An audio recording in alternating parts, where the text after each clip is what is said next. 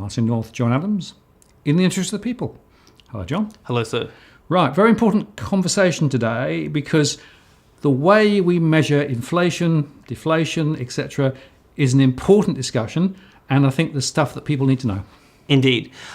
About a month ago, we did a show and we talked about house prices. In that show, I said we are headed towards stagflation. And obviously that announcement by me is in some contrast to in terms of Harry Dent. Now, what we described in that show about stagflation was it is a combination of low economic growth, higher unemployment, and in terms of rising prices. So and underemployment, very importantly, right? Yes, yep. Absolutely.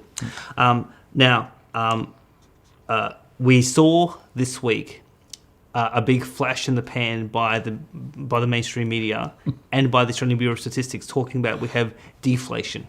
Now, some of our audience may say, well, if Adam said a month ago we're heading towards stagflation, how is it that we have deflation? And it's very important that in this conversation we actually break down because the CPI statistic from the ABS was highly distortive. It told a very false story. The mainstream media, I think, misled the public, and we have a couple of other metrics that we are going to talk to the audience about, which also supports my thesis of, in the next 18 months, we're going to see rising prices, not falling prices. And that is obviously, given that we're going to see unemployment increase throughout 2020 to about 9.5% in December, we could say that we are going through stagflation right now and probably to the end of the year at least. Right. And it's worth saying, I think, John, here, we know that the CPI calculation, as reported generally, is understating for all sorts of reasons, right? Yes. And then there were some one-offs this time around, which has massively distorted the numbers. So we have an article from the ABC. ABC yep. talks about that we have deflation. So the headline CPI number was that for the June quarter, CPI fell 1.9%, which is the biggest quarterly fall in the history of the index.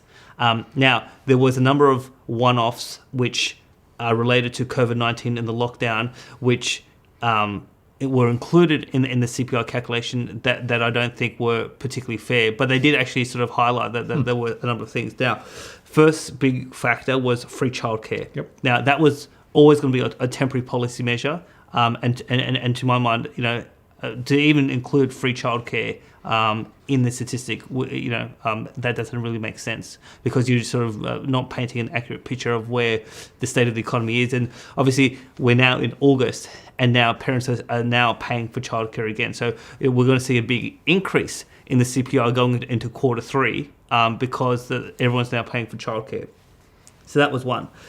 There was free preschool for New South Wales and Victorian parents. So this led to a fall in the cost of primary education, and that was a one-off distortive impact. And then there was the reduction in terms of fuel.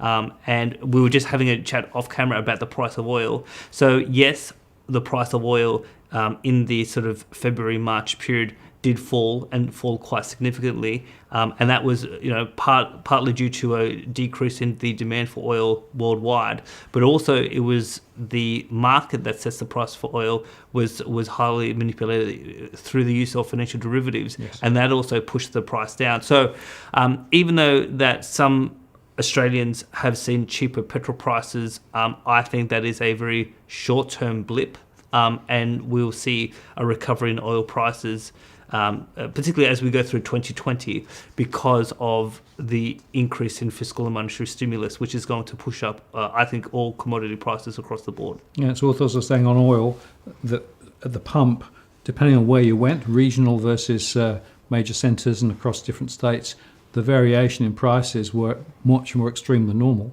Mm-hmm. So many people actually were paying a lot more than the assumed numbers in the CPI. Uh-huh.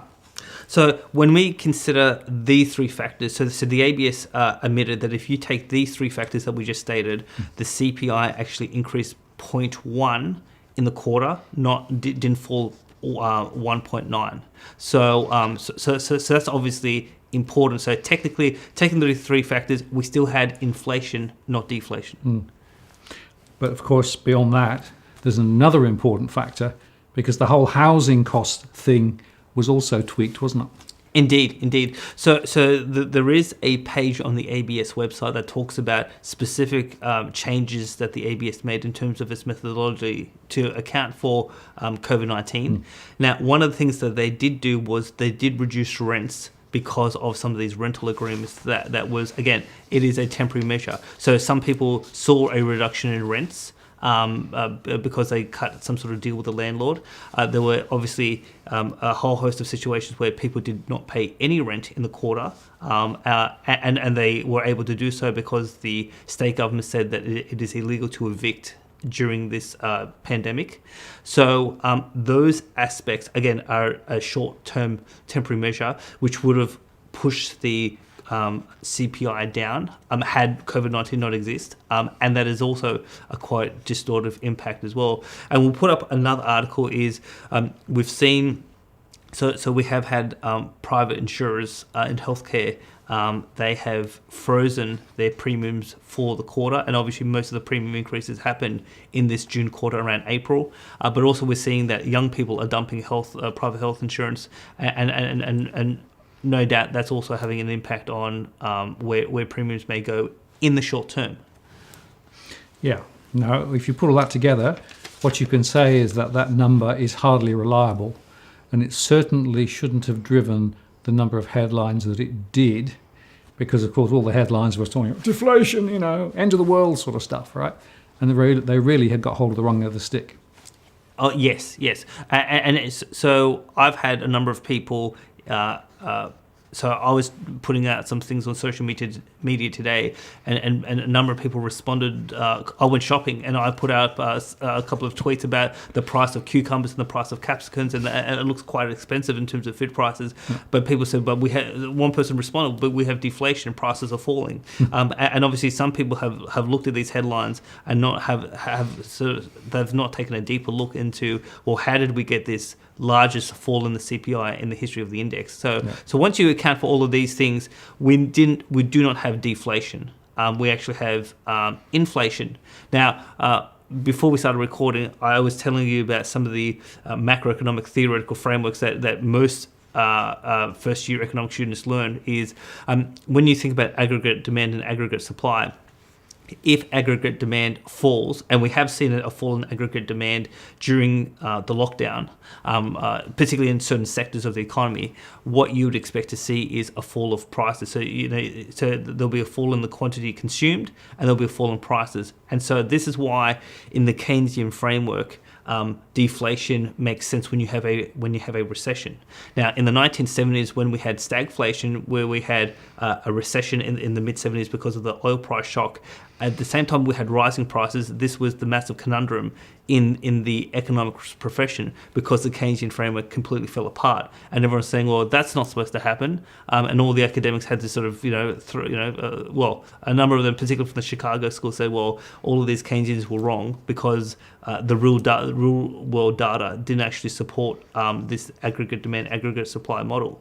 So obviously we have inflation. Now the question is, going forward, are we going to see more inflation, rising prices going forward? At the same time, we're seeing an increase in unemployment and compressed incomes, or are we going to see prices stagnate, or go flat, or even fall? And so, my contention, and we'll go through some of the reasons why I think so. I think we're going to see prices going up. And obviously, one of the things we're going to talk about soon, and maybe perhaps you can make a bit of an introductory comment, is with your household survey, you are seeing very clear signs that the Australian people believe that we have an inflation problem in terms of ordinary cost of living pressures, as opposed to the official narrative of either low inflation or we have deflation. Yeah, well, let's just cover that now. So my perspective is based on my surveys, and this is 52,000 households that I survey all the time. One of the questions I ask is, are you spending more or less than a year ago, right? And this is in real terms, so it's basically trying to get a relativity, right? And what is true of that is that almost all households are reporting costs are rising a lot faster faster than incomes, faster than what I paid last year, right? And when you actually strip that back and look, well, so where are the rises? It's actually pretty broad, right? So they talk about food going up, they talk about electricity and power costs going up, they talk about school fees going up, healthcare costs going up. So pretty much wherever you look, what they say is real world experience is that I'm paying a lot more than I was. And then they go on to say, well, I'm paying maybe a little bit less because rents are going down a bit and my mortgage interest rate costs are a little bit lower. But the other stuff that I'm paying for is more than offsetting that. So net, I'm worse off than I was a year ago. Yes, and so we have a graph that comes from your data set. Why don't we put that graph up there? Because so you sent me this graph earlier today, and when I saw this graph, it was, I think, back in 2016, 2015, about 40% were reporting that their cost of living was actually rising more than 12 months ago. Correct. And now into 2020, it's gone through the roof. It's nearly everybody, not quite, but nearly everybody. Yeah. So I mean, can you just recall for the audience what the statistic is? As we, it's about 96 at the moment. 96%, right? So 96% are saying that the cost of living, that's going up, and compared to where we were about 4 or 5 years ago, I think there's just a dramatic shift, yes, which smashes the narrative. In terms of that we have low inflation. And I want to make just this one point, Martin, is when I was working in Parliament in 2012-13 for the Coalition, obviously even at that point there was this narrative around low inflation because of the CPI.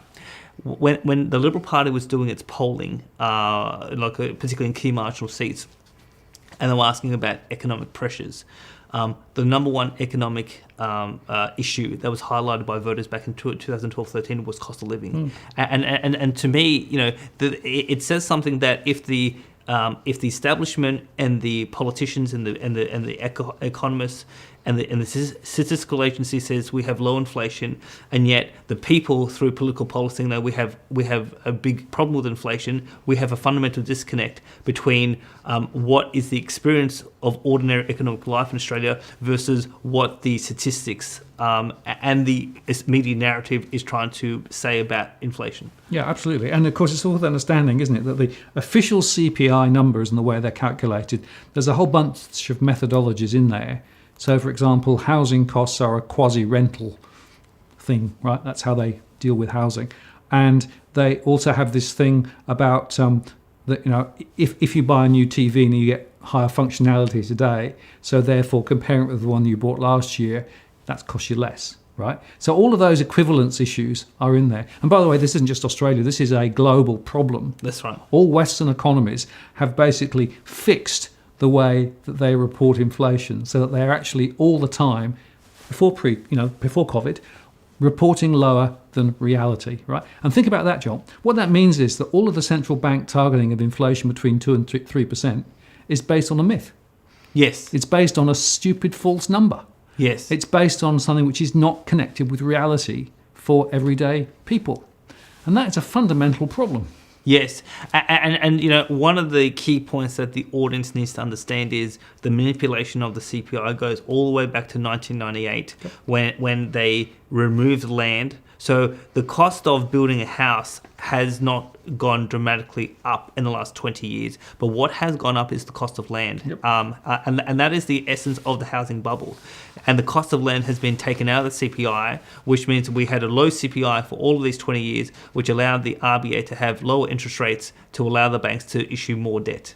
So, and the key point on this one is, Martin, just to labour on the point, the RBA accepted inflation targeting back in 1992, 1993, but it only accepted the CPI as the mechanism to measure inflation targeting in 1998, yep, after they manipulated... After they changed it. After they changed it. And why did the ABS take land out? Because the RBA put in a submission, yes, asking for land to be taken out. So the land issue is a fundamental flaw in the CPI. So that's point one. They did change, they have what they call geometric price indices, yes, and that has also led to an underestimation in terms of inflation. And obviously in terms of quality adjustments, what we call hedonic regression modeling. That has also been incorporated in there, and all of these things has led to a systemic underreporting in terms of inflation. So obviously the question then becomes is for the audience is, well, how do we know if we have inflation or deflation? And it really comes back to, so the pre-Keynesian understanding by classical economists is what is happening in terms of the money supply. And it goes back to our third episode from 2018, where we talked about, fiat currencies and in terms of the nature of money. So if you can see that the money supply is growing and is growing faster, you will see inflation. When I say inflation, that is the definition of inflation. But that will manifest itself into higher prices, more cost of living pressures. Right. And just to be clear, the reason for that is that you've got basically the same amount of goods that you want to buy, but essentially there's more money to buy them. Yes. Right. So that basically allows people to put the prices up. Supply demand. That's the sort of at its essence, isn't it? Yes. If we go back to that particular program, we talked about purchasing power. Yep. And any time for the last 1,000 years, when you have a fiat currency, they always print too much currency, failure, hyperinflation, and you always have to reestablish the currency into something that people have confidence in. Yep. So just to go back to Harry for a second, Harry Dent. So when Harry talks about deflation, so in the pre-Keynesian understanding of deflation is, you have to see the money supply shrink. You have to see the total quantum of debt shrink. So if that was to happen, and that's genuine deflation, that's when the 40% fall in house prices, 40 to 80%, the banks get in trouble, and you have a deflationary depression. And obviously one of the reasons why I said in the show from a month ago that we'll see house prices fall but not collapse is because they're doing anything and everything to stop households from experiencing in terms of those defaults. So we'll have to see how that happened, where we go from there. But one of the key statistics which I think is fundamental to bring to the audience's attention is now the latest. So the RBA measures the money supply using a whole bunch of various metrics. The most broadest measure of money is what they call broad money. So let's put the statistic up on the screen. Now, the June number was only released last Friday because it was the end of month. And what we can see is that particularly in the last few months, we have seen a dramatic rise in the annualized growth of broad money. So for June of 2020, broad money is growing at 10.2% annualized. This is the fastest rate of growth since July of 2009. So we are seeing the money supply grow dramatically fast, the fastest in 11 years. And the key question here is that so when you print a lot of money, it does take time to flow through to whether it's the financial system or it depends on where the money goes. And this is obviously a point that you'd like to make about when now that we're printing all this money, where's it all going to go? So we'll have to wait and see where that money where that goes. But what we will see is that there is even when people talk about V-shaped recovery or when we open up the economy, we're going to go back to normal. The reason why we can never go back to where we were at the beginning of 2020 is because we have a lot more government debt and we have a massive increase in terms of this monetary stimulus, and that is something we cannot reverse. We can't reverse unless if we have a huge deflationary depression. So there is no going back to pre-COVID. I think this graph really highlights that point.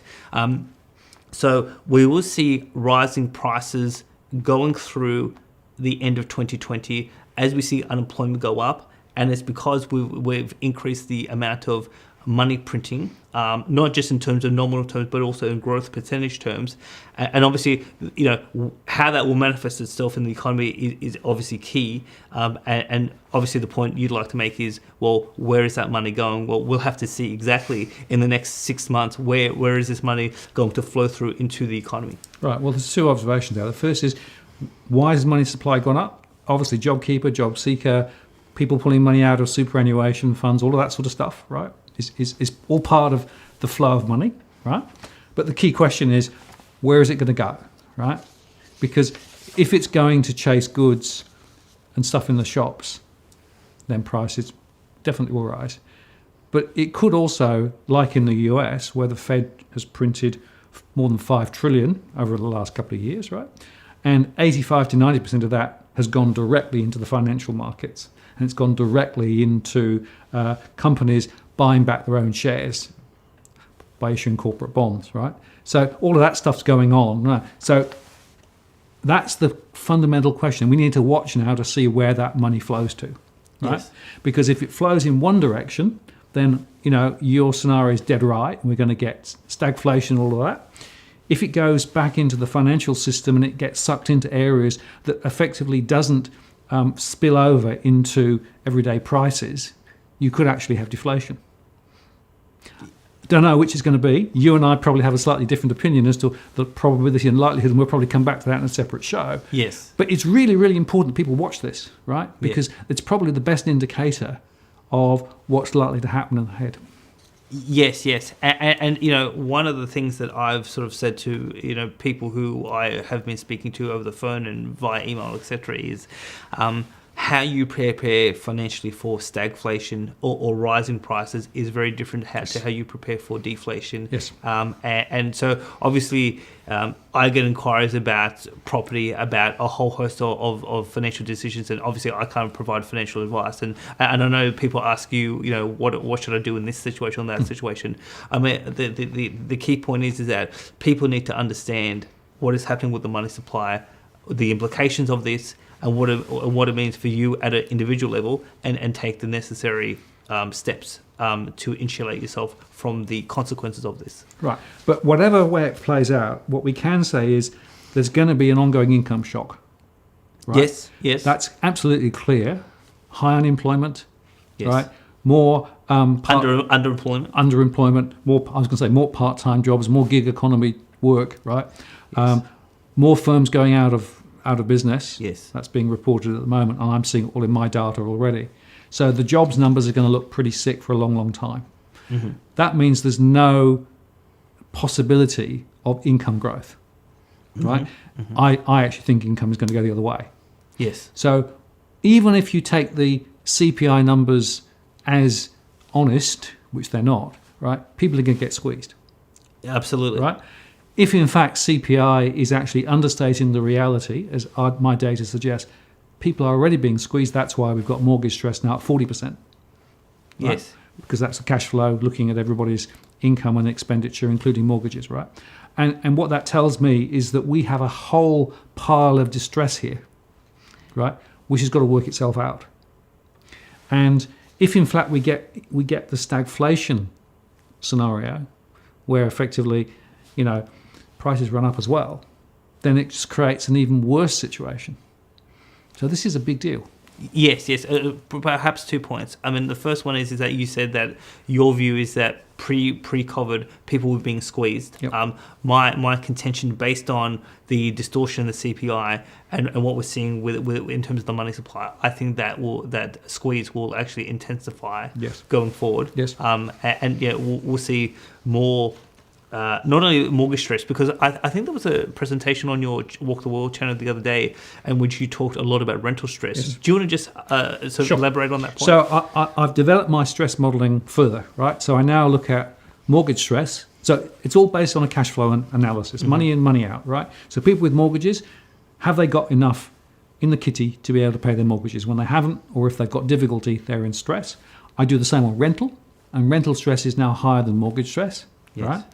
I also look at property investor stress as well. So these are people who hold investment properties, right, and are struggling because the rentals are not coming in, or they've got a vacant property, or they're trying to actually deal with the fact that their mortgage still needs to be repaid and they can't afford to do it. So whichever way you look, across all 3 dimensions now, which I report every month, there's more stress than ever across all 3 dimensions, right? So that is why I'm saying the pain in the community is huge, and it's whether you're a property investor, whether you're a renter, whether you're a mortgage holder, and it's only partially offset by the recent stock rises. So there are some people who feel a little bit more affluent now because of the stock markets being at their peak. They may come back, but we'll see. But this is a world of pain. Yes. And so this is a really important conversation, because I think people need to understand that this is not going to get fixed. we're not going to bounce back and suddenly everything will go back to normal, right? That's right. This is the new normal, Yes. and that's a scary thought. Yes. Although, I think it's like a lot of political figures have been using this term, the new normal, and I received a video the other day where people were suggesting some sort of conspiracy theory about that language, about the new normal.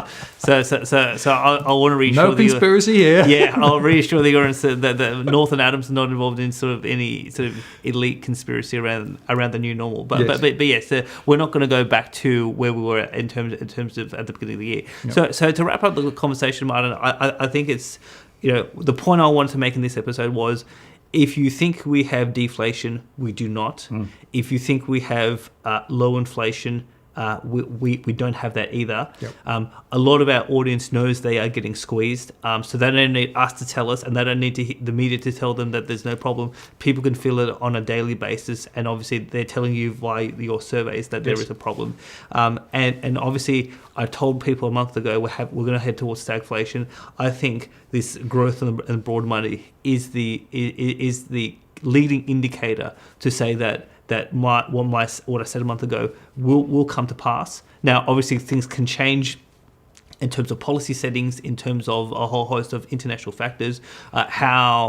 We're just about to go into stage 4 lockdown in terms of Victoria. So there's a whole host of things related to COVID-19 that could change the paradigm going forward. But we're not going to escape this issue of this growth in the money supply. And obviously, this is the key reason why we have cost of living before and after. And I'll probably just close because some people haven't come to grips with what this means over a historical time frame. Had you bought an ounce of gold in the year 2000, you would have paid roughly about $250 Australian for that ounce. Today, you're paying about $2,700, $2,800 an ounce. Now, in 20 years, the price of gold in Australian dollar terms has gone up 1,000% roughly, or even just a little bit above. So most people would say, well, gold is more valuable. That's the wrong answer. It's not that gold has increased in value. It is that the Australian dollar has lost value, and it is because of this growth of debt, growth of credit, in terms of the money supply, all the things we've been talking about in terms of the last 3 years. We are seeing an intensification of this process now in terms of fiscal monetary stimulus right around the world. And obviously this is why we've seen gold and silver prices go up the last about 30% over the last month. And obviously there are predictions that will continue because of the policy response. And so obviously the policies can change, and we could see a change in gold silver prices, but also in terms of what is the cost of living situation in terms of businesses and households. So we'll have to see, but based on the data that I see, we are in stagflation. We are seeing it right before our eyes, and I think it's going to intensify as we go towards Christmas. Yeah, well, I appreciate that, John. Thanks for your time today. Very important episode. We will put a link to the earlier one where we actually specifically discuss money and how the value of money works. Yes. Because I think people probably should go back and revise that, because that really is the essence, isn't it? Absolutely. Thanks for your time today, John. Thank you. Martin North, John Adams, Interested People. We'll see you next time.